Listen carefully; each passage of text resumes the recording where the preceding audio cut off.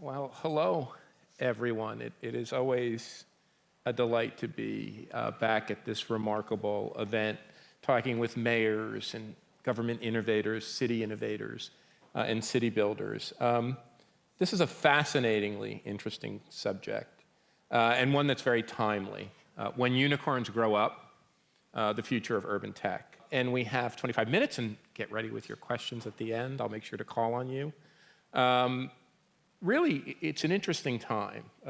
All of us on this panel have really dug into this field of urban tech. And I don't know, maybe there was some expectation, but the fact that these unicorn companies, WeWork being the most obvious example, just sort of blowing up right before our eyes. And what does that mean for this space? Does urban tech continue? Does it change? What does it mean for cities? What does it mean for this country? We have two fantastic panelists.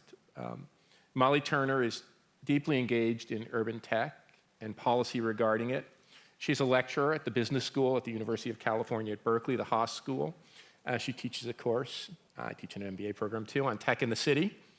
She's on the board of SPUR. If you don't know SPUR, it is my favorite urban policy body in the Bay Area. And she is my colleague, co-host and co-producer of the City Lab Technopolis podcast. Prior to that, Molly worked for a long time in public policy and Airbnb. Anthony Townsend is the leading expert on technology cities. He's written an incredible book, which I recommend to everybody, on smart cities. He has a new book coming out called Ghost Road. It's about driverless cars, Ghost Road. He's the founder of the Star City Group, an urban futures group based in New York City. I just want to spend a couple of minutes giving you an overview of this field called urban tech, and we'll go to the panelists.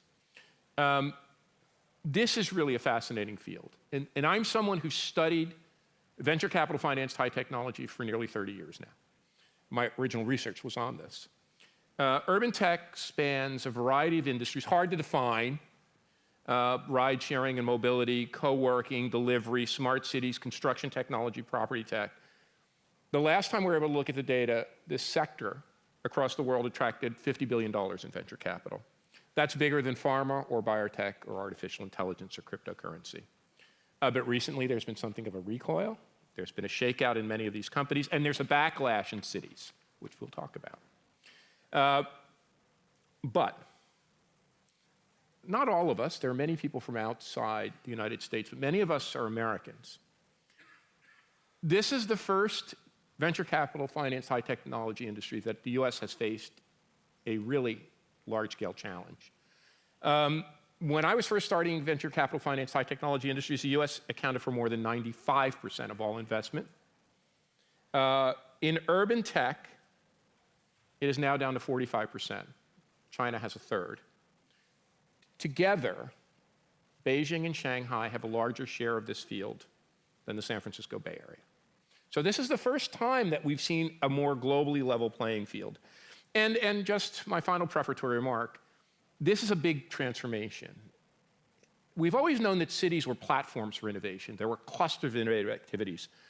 What really we're seeing today, and those of you who run cities, lead cities, work in cities, is that the city is becoming the vehicle for innovation.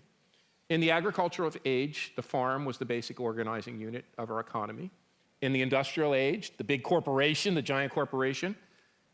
In the knowledge age, it's a city. And I think that's why we're seeing this interpenetration of cities and technologies. Well, anyway, enough for me. We're going to talk about a few questions. What will happen as the unicorns come under pressure in this sector? What are the opportunities and challenges for cities? What can mayors and urban leaders do? And what does it mean, I think a really important one, for the future of urban governance? Molly, let's start with you. What do you think of the market shakeout in this space? What do you think these high-profile IPO either failures or they're not been as big, and all the market conversation is about with these unicorns? How do you think it'll affect this space? So I think what's happening right now is the public markets are finally getting a chance to value these big unicorn startups that for the past 10 years have really only been valued by the private markets, by venture capitalists who invested in them. And the venture capitalists, up until now, have seen these companies as software companies, which have very high valuations because they have big margins.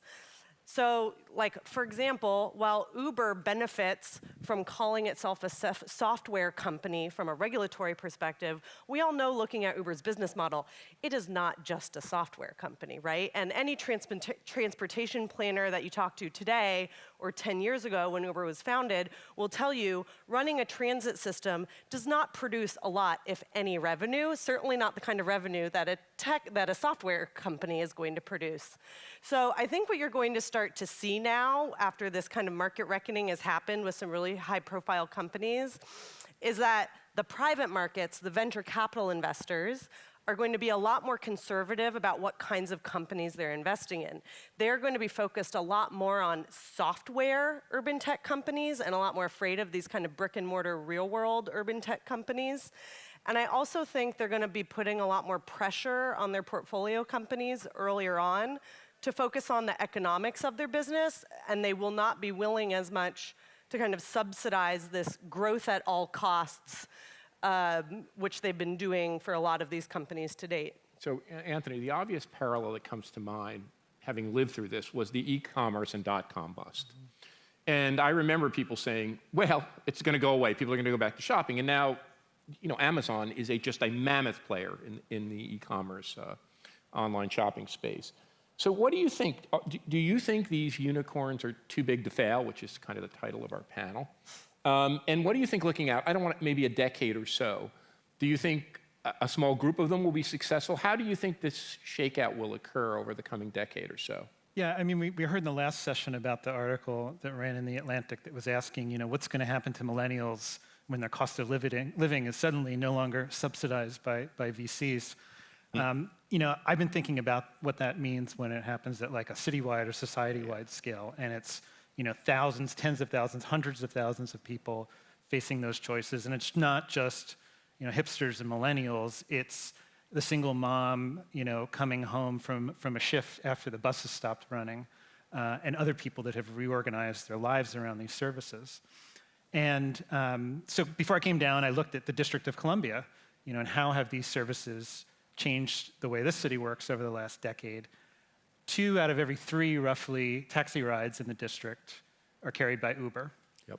And it's a much larger number of taxi rides than there were 10 years ago when you had this weird, zone-based system here. Airbnb is something like 25% of all the short-term hotel rooms and accommodations here in the district. And it's both the lowest-end bargain hunters and the highest-end looking for like a super unique boutique experience. And then WeWork is like between 1% and 2% of the commercial space, but it's the most dynamic, valuable space because it aggregates demand by creatives and freelancers that otherwise couldn't probably get into the central area. And like every WeWork building is its own economic cluster. And I think we really underappreciate that. So these things won't go away. Even if these companies go belly up, someone will sweep in and grab up the assets. We're never going to go back to phone dispatch for taxis. It's always going to be press a button. But I think there may be some gaps, and cities are going to have to think about all the struggles they've had managing these companies on the way up. Like, what happens when they have to manage them on the way down and deal with all the things that they leave behind? So, Molly, going back to you on this theme, you could imagine 2 models here. You could imagine one or several giant Amazon-like players. And trust me, I'm not impugning Amazon. Between Uber and Amazon, I know where my income goes. You could have one or several large players. Or you could have tailored, more citywide, tailored kind of experiences. If you had to pick one or the other, or something in between, what do you think it would look like 10 years from now? What do you think we're looking at this space 5, 10 years from now? I think it all goes back to the money, right? We're talking about venture-backed startups. Yep. Venture capitalists expect a 10-year return over about 5 to 7 years, which means these companies have to grow into thousands of city markets around the world in order to generate the kinds of returns that venture capitalists want.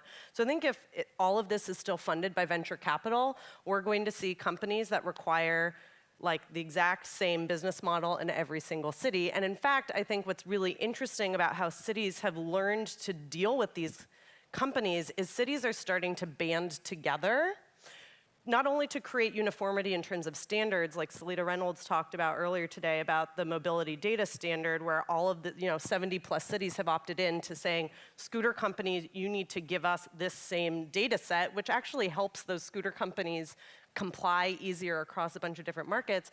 But also the cities are starting to band together to create negotiating leverage against these big global companies, which I also think we're starting to see the benefits of for cities.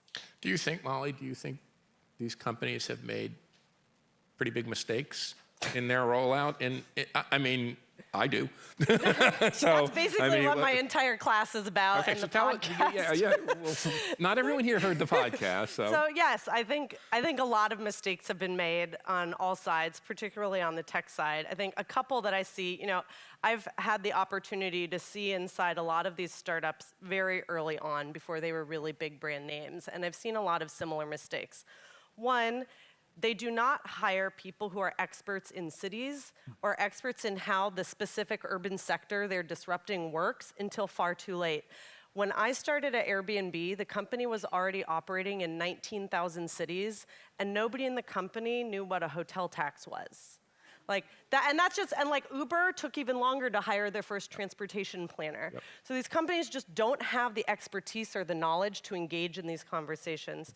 Second of all, they don't acknowledge that they're building their business on top of public infrastructure.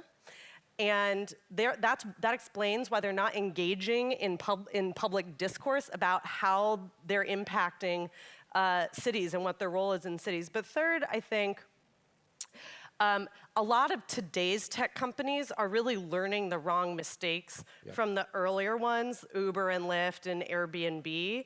Like the Uber playbook of just bulldozing in and begging for forgiveness later does not work anymore. Nope. Cities move way faster than they did. No one will tolerate that. We as a society, I think, have a better common understanding of what some of the unintended consequences of these tech companies can be, and we want to mitigate them before they happen. So cities are regulating a lot faster, but also I will add, the story is not over. A lot of people think, oh, Uber, it was so successful because it was able to grow so big, and it really won this regulatory battle with cities. But at the end of the day, government's batting last, right? New York just passed a cap on the number of Uber drivers allowed in the city. Just last month, the entire state of California passed AB 5, which regulates these drivers as employees, which is going to completely undermine that business model. So the story's not over. The lessons haven't all been learned. So one of the things that you make me think about, and we both teach in a business school. You teach an actual course in this. I don't. We don't have a course in this. I teach a course in cities broadly. Is we have to do a better job of training MBA students, but also incumbent corporate leadership and boards in how to deal effectively with cities. So in the absence of this, of course, and it took me by surprise. If you ask me one thing in my career that's taken me by surprise, like America, innovation, technology, Thomas Edison, Steve Jobs, the backlash to this. And partly it was a backlash to HQ2 and the big incentives, but partly it is a backlash to the way some of these companies, so-called unicorn companies in the urban tech space, badly mistreated or misunderstood cities. So Anthony, what is your view of this big tech backlash in cities? Is it a blip? Is it something that's here to stay? Could it impede American innovation? Could it mean that we fall behind where other countries and other cities and other countries go ahead? What's your sense of what's happening here? Yeah, I mean, I think there's a bunch of things going on. The inequality issue is the most visible one that I think people are like viscerally reacting to. The sort of failures of Facebook and Cambridge Analytica and all these companies just permeates all of it. I think there's a battle for actual urban territory. Yep. When Google went into Berlin, I mean, it became like a literal street battle. And we've seen it in other cities as well, in New York and Toronto. But something I've been starting to, as I probed like these protests, is that I think that there's an emerging kind of collapse of the bargain of economic development, that if you bring in these big tech companies, that they're going to behave like the industrial companies or the tech companies of old and produce a lot of spillovers into the local economy. Not just jobs, but like ideas and talented people. The way that like all of Silicon Valley can trace itself back to Fairchild Semiconductor. And I think the reason for that is because these companies have gotten so good at locking up talent and ideas and data. That's their competitive advantage. So in many ways, I think there's like a mismatch between how these companies actually work and how economic development sees them. So it's really interesting. You know, Bill Peduto, my great friend, mayor of Pittsburgh, once said in dealing with one of Uber, that dealing with this high-tech startup, because he had a long history of dealing with steel companies, but also big three companies, dealing with the unicorn company was like dealing with a teenager. Whereas dealing with some of these big established companies, now they had gone through 100 years of trying to develop more community engagement. The other thing that strikes me, which shouldn't be surprising, you know, I don't mean to invoke the name of Karl Marx and wouldn't usually, but if you read Marx, he talked about class struggle being on the factory floor. Well, in an industrial age, if the factory was the nexus of class, it doesn't surprise me that cities and places have become the nexus of these conflicts if you believe that the city is more important to the process of innovation and productivity. What about you, Molly? Do you think, and you're right in the thick of it, right? You're in San Francisco. You're in the place that has been the hotbed of American innovation since I was a kid. You know, it moved from Detroit and Pittsburgh to the Bay Area. Will this throttle the innovative impetus of the Bay Area? This backlash, or is there a way around it? Is there a way that we can begin to put together the kind of compact, the kind of bargain that Anthony's talking about and right the ship? I hope there's a way around it, but I'm already seeing it throttling. I mean, there's such a dislike of even that, like, I see a lot of people who work in tech, myself included as a former tech worker, who hate the tech industry. Yep. I mean, I think Elizabeth Warren bought a billboard right off of Highway 101 in San Francisco saying break up big tech, that was targeted at the tech employees taking the Google bus all the way down, because she knows that those employees are gonna support her campaign to break up big tech, even though they work at big tech. So I think like it's already starting to happen. I do see a way forward. And again, I think like I'm already really excited seeing how some of the cities are moving a lot more quickly to respond to these companies before they scale, are banding together, are creating some standards. I think, like I already said, there are a lot more things the tech companies can do to be better civic actors. But again, I'm going to keep harping on this. It all goes back to the money. I think 90% of the behavior of these disruptive tech companies can be explained by venture capital, right? They're under immense pressure to scale exponentially, which does not afford them the time to do the public engagement, to build collaborative relationships with cities. The second they get permissive regulations passed, they need to move on to the next city to do it in the next city. And so I think until we correct the incentive structure that builds these big tech companies, and until these companies are able to find more patient sources of capital that will allow them to invest in these relationships, I don't see things improving. So I actually think this is a bigger issue than so-called NIMBYism and housing restriction. I think that's a big issue, but I actually think this backlash is even bigger. One of the things you mentioned, I just want to push on this, is many of these companies, if you look at the profile of these regions, they are the most small, progressive, most left-leaning, vote the most, and so it's very interesting that you said many of the employees. Do you think the employees of these companies could be a force for change? I tell my students crazy? that the two forces for change that I see having the biggest impact on the decisions of these companies, doing the right thing civically, are employees organizing internally to say, we don't want to work at a company that does this, and we're seeing this more and more today. But the other is the press. Like the press hounding on these companies to do this thing over and over again. That's the only time I've seen these companies actually invest in solving these problems. And so those are the two things I think are going to create some change. So get ready with questions for these two incredibly fascinating people who know a great deal about this. Anthony, maybe one question for you, and then we'll go to the audience. Part of this issue is an issue about privacy. And boy, oh boy, has that been a big issue. And you know, Shoshana Zuboff, a professor at the Harvard Business School, wrote a book on surveillance capitalism. And that's part of it. But the bigger question with regard to privacy and more is, it seems to me that you said the compact is breaking down, and around privacy and around other regulation.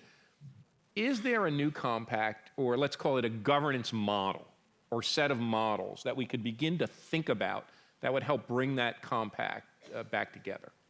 You know, like every time there's been a big wave of public sector reform in the US, like in the 1890s, 1920s, 1960s. It started in local governments, and it's sort of traveled along with big changes in information technology, whether it was like punch card readers, radio, or mainframe computers. And we're really long overdue for that. And I think like when we talk about kind of fizzy ideas about governance reform in the age of big data, like we need to just rewrite the charters. Like most city charters are Article 1, police department, Article 2, fire department. And, you know, it's like a 19th century management scientist's blueprint. And I think we need to update those. So we need to figure out like how we store data about individuals. We need to figure out like how we manage public records with modern technology. And we need to figure out like how we do voting and representation in some of the more creative ways that people have been talking about here. And those should be like the basic building blocks. So when I hear, you know, London's going to be building 30 new districts and they're trying to figure out like what the rules are, those are opportunities to try out, you know, rewriting some of the rules of government to adapt to the technologies. Can I know we have to go to questions. No, I want to no, make one last point. I know I've been hounding on some of the tech companies. I just want to say, I actually think this tension between the tech companies and civic leaders and civic stakeholders is healthy. This is something I've come to believe as my co-host Jim and I have interviewed a lot of people on our podcast. Like, this tension is actually good. Everyone is playing the roles they're supposed to be playing, right? The private sector and these tech companies are building new business models that meet unmet demands and help us think differently about things. The public sector is, you know, providing checks and balances, looking out for the public interest and the most vulnerable communities. And that tug of war is healthy, even if we don't always land in the right place in the middle. I think that's exactly the kind of tug of war we should be having. I agree. Can I add, Richard, one thing before we go to Q&A? It's I would okay. love We'll send it over to the you. best thing that these technology companies could do to like re-engage with the civic sphere is to pay their fair share of taxes. 100%. Because you know, Amazon, Apple, these guys are 100%. And hold on. And you all, stop the incentives. Stop it. It is crazy to take your taxpayer dollars and to hand it over in the billions. Totally It is agree. a waste of money. So on your end, the tech companies have to do it. On your end, stop. And Sorry. it doesn't affect how CEOs decide where to locate either. And I love so you it's a all, waste. and you're my friends, but stop it. Okay, questions. So good afternoon. I am John, an MPA student at Columbia. I have one question that has two sides. I would like to know your opinion on the big techs developing huge amounts of lands like Sidewalk Labs in Toronto. And on the other side, I want to know about what you think about tech cooperatives. Tech cooperatives? Yes. It's over to you guys. Stump the panel. Yeah, I mean, the one thing I'll say is a lot of what we've been talking about, like 5 or 10 years ago, we would have called the sharing economy. And you know, it turns out that that wasn't like sharing like we do in kindergarten. It was sharing like, you know, I'm basically going to manage a bunch of really expensive assets smarter using this technology. And the whole like sort of bottom-up collective side of that has continued to march along and develop some really interesting experiments. Like, I haven't even heard of tech cooperatives, but I bet it's really interesting. That hasn't gotten as much attention since WeWork and Airbnb and all these other venture-backed companies have stolen the show. So I think we need to focus some energy back on them. Well, I agree with you. I love the cooperative model, but the reason it hasn't gotten as much attention is because it can't scale as quickly or hasn't scaled as quickly as these venture-backed startups. So until the cooperative model is able to access the resources and the power that these venture-backed tech companies can, I don't know whether it will be able to compete. I hope it does one day. As to Sidewalk Labs, I mean, I wish them luck, and I hope they create an amazing neighborhood. I, in general, question whether we should be building cities and neighborhoods from scratch completely, and wish we could invest more in our existing cities and building infill and all the things to make our existing cities better. So, Question in the back. Jessica Cole. I'm with the City of Walnut Creek, California. And one of the things we talked about earlier today was how much cities do need outside capacity to do what we do. So at the same time as we say, yes, be wary of tech companies, you do have these moments when people are approaching you saying, we want to build you something new, we want to try something new, and it's not always to our advantage to say, no, please don't ever experiment in my city.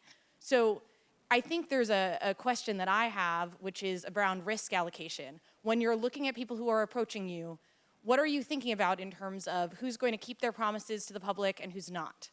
Look, when I wrote my book, I made IBM and Cisco like the bad guys because I thought they were kind of telling cities how it should be. If you compare the way they've operated over the last decade to the way some of these venture-backed startups have, they look extremely responsible. They have 100%. gone to cities with the technical expertise and tried to work within the existing frameworks, and they've learned a ton. I don't know. So, I think you're absolutely right. Cities have to source technical expertise from outside and ideas about what the solutions are. It's absolutely essential. And I think, Jessica, there's some models that I know you're aware of that I think are really promising, like the startup in residence model, which came out of San Francisco, which is about how the city can actually ask startups for help addressing kind of some internal service provision challenges, et cetera. But also the city of San Francisco and a lot of other cities are trying to create this kind of like front door for tech startups before they've proven themselves to come in and say, hey, here's our idea. How should we be regulated? Can we pilot this to prove it out? I think, San Francisco has only allocated $250,000 to this new Office of Emerging Tech, so I don't think that's going to do that much. But if another city wants to implement that idea and actually put some money and authority behind it, I think that could actually do a good job of bringing in some of these earlier stage companies and giving them a more meaningful way to engage with the civil servants to produce better outcomes. If we have a final question, I'd like to take it. If folks want to give me more time, we'll take that too. Hi, sorry, when I get out of Alaska, I just try to talk as much as I can before I have to go back there. The mobility data standard, I'm curious how cities, I was really excited about how quickly people tied on to that. How do cities ramp up so that they can negotiate with these companies so they can get smarter? This is all new stuff, but how do we extend that model, or what do you see the future of that being? I mean, the one thing I'll say about that is I think MDS is like a good idea. I have not seen what the compelling public interest is in terms that I can explain to my mother. I understand it as an expert, and I think that's what's going to be necessary to get the political support to really drive that stuff forward. Cities have been able to use MDS and other tools to regulate scooters in a way that they wished they had been able to regulate Uber and Lyft. Yep. And I think that even with scooters, a lot of cities have kind of over-dialed and asked these startups to do things that will put them out of business or that they're not able to do. And I think there's a lot of conversation right now with MDS about what is the appropriate thing to ask these startups to do and what should they not be asking to do, and privacy issues and stuff like that. But I think, the cities are working, there are a lot of groups. I think OMF is working to really expand the adoption of MDS and to develop the capabilities for cities to actually implement it. So if they don't have people on staff who are able to do this, they can tap into these external resources. And I think that's really promising. Now, just one last comment about this. I think for most of my life, certainly from the late 60s and then again in the 2000s, technology was seen as a very optimistic, positive force. San Francisco, it created a bohemian culture. It was going to make the world better. We're going to invent computers. And I saw this in both public policy school and in business school. Many of my best students wanted to go to work for these unicorn companies. Now, and you said it, you both said it, I think the rose is off the bloom, that many of these young, talented people who were going that way are now saying, no, I feel like I'm a little bit more of an activist. I care deeply about the public interest. I want to make a difference to my community, and I think we're just seeing a pendulum shift. And I think, just to echo what you said, I think this dialogue, if you will, this conversation, this contestation, is in the end healthy as long as we get it done. With the remarks I made earlier, this is a global competition, and one in which the United States may have first mover advantage, but it's not a very strong first mover advantage, the way it was in other technology sectors. So with that, I'd like to thank all of you. Thanks to sponsors of this great conference, and Molly and Anthony. Thank you, guys.